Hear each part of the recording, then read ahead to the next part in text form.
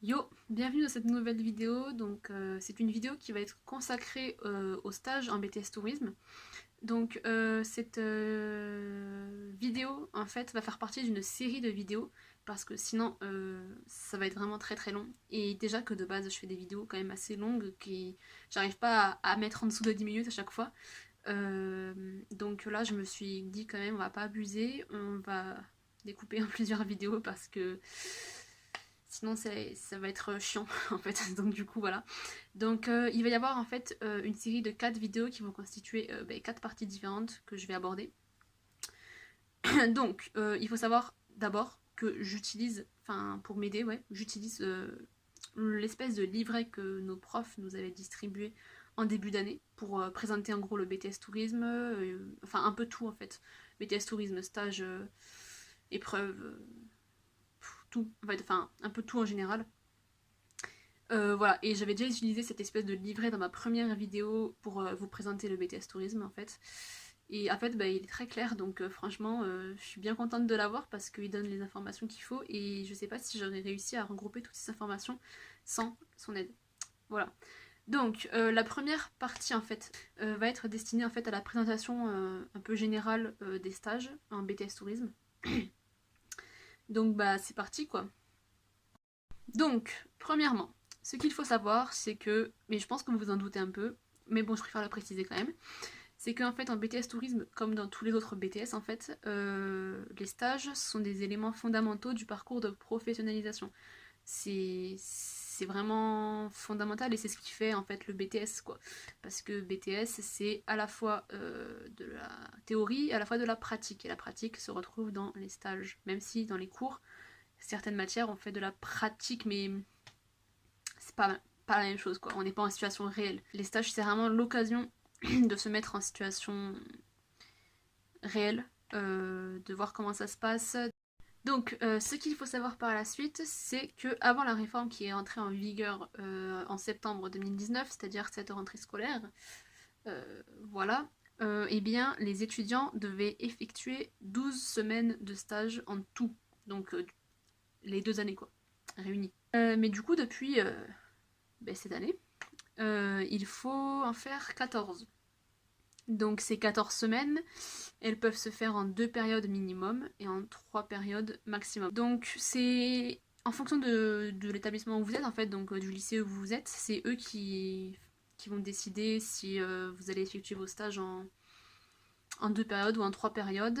De base, dans mon lycée, c'était 3 périodes, donc 2 en première année et une en deuxième année, du coup. Donc la première période s'est effectuée du coup cette année janvier-février, donc ça a duré 3 semaines. Et là, depuis le 4 mai, je suis censée être en stage, mais bon, avec le coronavirus et tout ça, ça a été annulé parce qu'en plus, secteur du tourisme, je pense que vous en avez entendu parler, c'est la merde un peu. Du coup, pas possible d'effectuer de stage ou quoi. Et c'était censé être un stage de 8 semaines, donc de 2 mois. Donc c'est quand même pas mal. Et du coup, ben non, c'est annulé et c'est reporté à l'année prochaine, mais on ne sait pas vraiment encore comment ça va se faire. Donc je vous tiendrai au courant. Mais de base, en deuxième année, j'aurais dû effectuer 3 semaines. Et ça aurait été les 3 semaines avant les vacances de Noël, donc en décembre. Voilà, mais là, ça va peut-être se goupiller autrement, je ne sais pas. Je vous tiendrai au courant. Donc, comme je vous l'ai dit, le BTS Tourisme, je vous l'ai déjà dit, hein, c'est très large, très vague, et il y a beaucoup de domaines qui s'ouvrent aux étudiants en fait. Donc, d'ailleurs, je vous invite à aller voir le référentiel sur internet. Je vous mettrai le lien en description. Donc, quand je dis beaucoup de domaines, j'entends, et donc ça c'est le livret qui l'a dit, c'est pas moi. J'entends donc écotourisme, donc tourisme vert, tourisme de nature, le tourisme d'affaires, le tourisme de croisière, tourisme social, les stations de montagne, donc stations de ski, tout ça. Le tourisme balnéaire, donc tout ce qui est camping à la mer, et l'événementiel. Voilà, donc en fait il y a beaucoup de domaines qui peuvent être explorés et franchement il y a du choix. Le dernier point que je vais traiter dans cette vidéo, ça va être le fait que la diversité et la qualité des situations professionnelles vécues et observée par les étudiants pendant les stages repose en fait sur un engagement pédagogique de 3 partenaires. Donc c'est comme ça que c'est écrit dans le livret. Je savais pas comment le reformuler, donc du coup j'ai laissé comme ça, j'espère que c'est compréhensible. Mais en gros, il y a trois acteurs, j'aime pas dire ça, mais 3 acteurs qui interviennent en fait pour le bon déroulement du stage en fait. Donc premièrement les organisations d'accueil, hein, donc qui proposent aux étudiants du coup des activités professionnelles qui correspondent au référentiel. Et au niveau d'exigence du diplôme, c'est-à-dire que en fait, je vais m'expliquer là-dessus. En fait, c'est-à-dire que là on est en BTS, donc ça va pas être comme les stages qu'on a pu effectuer en troisième. Enfin moi je parle de troisième parce que j'ai pas fait d'autres stages. J'ai fait que 2 stages là du coup dans ma vie. C'était le stage d'observation de troisième et ma première période de stage de BTS. Les organisations d'accueil normalement sont censées faire en sorte que on fasse des trucs et pas juste qu'on observe. Donc l'organisation d'accueil aussi est chargée de s'occuper des étudiants quoi. Ils peuvent pas. Enfin en fait c'est différent d'un stage de troisième, c'est-à-dire qu'on a un peu plus de choses à faire et un peu plus d'autonomie, mais pour autant l'entreprise qui nous accueille ne doit pas nous laisser seuls parce que on reste des stagiaires et forcément on sait pas vraiment comment faire exactement tout. Donc elles sont censées, les entreprises, les organisations d'accueil, nous accompagner, nous aider si besoin. Si on a des questions, on leur pose, elles nous répondent. Enfin, en fait, vraiment, les organisations d'accueil qui acceptent de prendre des stagiaires, en gros, mais là ça vaut pour tous les BTS, hein, en gros, elles sont au courant dès le départ qu'elles vont devoir accorder du temps aux stagiaires. Du coup, voilà. Le deuxième acteur qui intervient, c'est bien évidemment l'étudiant. L'étudiant, du coup, il définit avec la personne de l'organisation d'accueil qui le prendrait en charge. Voilà, et ainsi que l'équipe pédagogique du coup de son établissement, il va définir les objectifs et les contenus de ses missions. Du coup voilà, et aussi l'étudiant est bien évidemment censé faire en sorte que son expérience se déroule bien. Sur ça, il faut que j'ajoute quelque chose, c'est que en fait, comme je vous l'ai dit tout à l'heure, on n'est plus en stage d'observation de troisième, c'est-à-dire qu'on va avoir des tâches qui vont nous être confiées, donc il faut faire en sorte que ça se passe bien, de faire les choses correctement, de refléter une bonne image.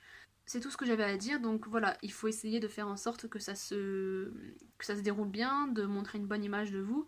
Voilà. Même si vous n'avez pas fait le bon choix de stage, il faut essayer de s'y mettre quand même à fond, parce que voilà, ça arrive à tout le monde de se tromper, voilà, vous avez testé, ça vous plaît pas, mais c'est pas pour autant qu'il faut lâcher. Et puis prenez des initiatives, n'attendez pas qu'on vous dise fais ça, parce que c'est pas, du coup, ça reflète pas trop une bonne image du coup dans ce cas-là. Enfin bref, je me répète un peu, mais vous avez compris. Le troisième acteur qui intervient, on va dire, dans le bon déroulement du stage, c'est l'équipe pédagogique de l'établissement de formation, qui en gros va encadrer et conseiller les étudiants avant, pendant et après les stages en fait. Enfin moi dans mon lycée je sais que les professeurs là que j'ai, ils sont très disponibles et très attentifs et je pense que c'est un peu partout pareil, il n'y a pas de raison. Et franchement ils nous ont bien aidés avant nos stages, ils nous ont bien aiguillés pour faire nos CV, nos lettres de motivation correctement. Voilà, ils nous ont vraiment bien aiguillés. Pendant le stage, ils nous ont dit, enfin avant qu'on parte, ils nous ont dit que si jamais on avait des problèmes pendant notre stage, on pouvait les contacter, qu'il n'y avait aucun souci. Enfin voilà. Et après, du coup, ils continuent à nous aiguiller même pour les études en général. Ils sont vraiment très disponibles et franchement, ils veulent notre réussite et c'est cool quoi. Et je pense que c'est un peu pareil dans tous les établissements. Du moins, je l'espère. Il n'y a pas de raison après. Donc là, je vous dis dès maintenant en fait que les 3 prochaines vidéos, du coup, ça va concerner les stages. Après, bon, j'ai pas vraiment de rythme de sortie de vidéo. Là, ça fait 2 semaines que j'ai pas sorti de vidéo, mais en fait, c'est selon vraiment l'envie, la motivation que j'ai. Après, j'ai pas mal de travail en fait, donc ça me prend pas mal de temps dans mes journées. Et là, aujourd'hui, on est dimanche et je me suis dit, j'essaie de m'organiser de façon à ce que le dimanche j'ai rien à faire, question devoir et tout ça. Du coup j'ai plus de temps pour moi et pour préparer mes vidéos aussi. Du coup voilà. En fait, je vais vous présenter vite fait, enfin, juste vous dire les sujets que vont traiter les 3 prochaines vidéos concernant les stages. Première partie, présentation, on l'a faite là aujourd'hui. La deuxième partie traitera les objectifs des stages. La troisième partie, les modalités. Donc vous verrez bien, hein, si vous comprenez peut-être pas tout là maintenant, mais vous inquiétez pas, normalement vous comprendrez quand je traiterai du coup quand je ferai la vidéo. Et la quatrième partie en fait ça aurait été une partie un peu plus personnelle qui concerne mon expérience ainsi que mes conseils, même si j'en ai pas des masses et même si je ne suis pas la voix de la sagesse, etc. Mais bon, ça peut toujours aider, ça peut toujours servir, donc voilà, je me suis dit que ça pourrait être intéressant de faire une partie consacrée un peu à mon expérience, etc. Donc voilà, j'espère que cette vidéo vous aura intéressé, vous aura plu. N'hésitez pas à aimer la vidéo, à commenter du coup, à me poser des questions, etc. À partager la vidéo si vous le souhaitez. Et à vous abonner à ma chaîne si vous le souhaitez également. Et du coup, à bientôt pour la prochaine vidéo concernant les stages en BTS Tourisme. Ciao tout le monde!